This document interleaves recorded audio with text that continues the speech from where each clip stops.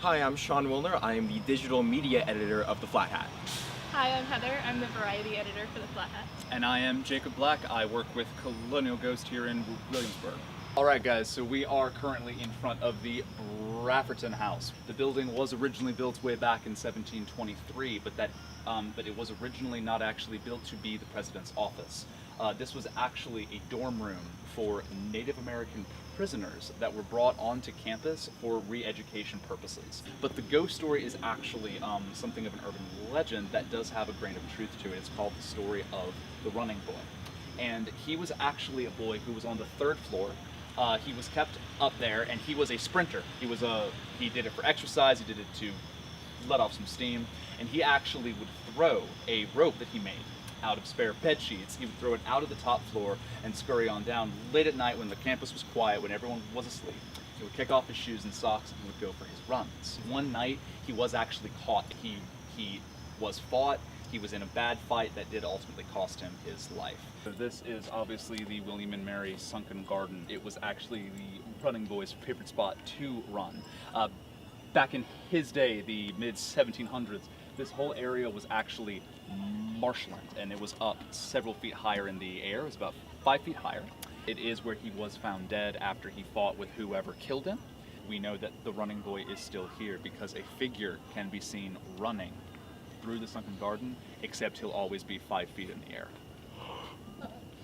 This is the president's house, obviously the home of the president of William and Mary. In the 1960s, there was actually a haunting that occurred there. At the time, two young girls were living in there, and there was a beautiful walk-in closet, and they would hear noises coming out of it until finally one evening the entire house was just woken up by what sounded to be like a person in the closet slamming their hands on the floor over and over and over again and crying to the point of screaming. They discovered that the back wall was not the actual back wall. They actually pulled that wall down and found the real back wall behind it, and walled up in between the two was the skeleton of a 12-year-old girl, who by all evidence had been walled up alive.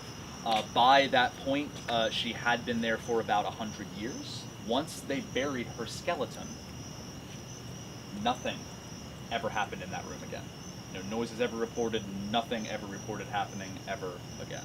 And of course, the creepy part of the story that we leave the guests with is, of course, this house has only been used by the presidents of the William and Mary. Welcome to the Wren Building. This is the oldest academic building on campus still in use. It does actually have a bit of a funny story attached to it, in the fact that the crypt that is actually under that chapel is the entire Randolph family. And what's actually interesting is that college fraternities in the 60s and 70s would actually haze their pledges by making them crawl into the tunnels under the building and steal bones from out of that crypt. Several students would get lost. They would get lost oftentimes for several days.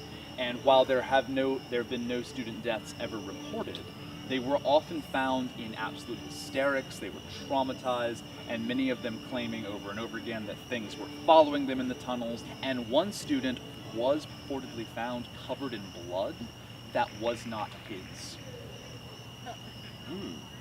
So make of that what you will.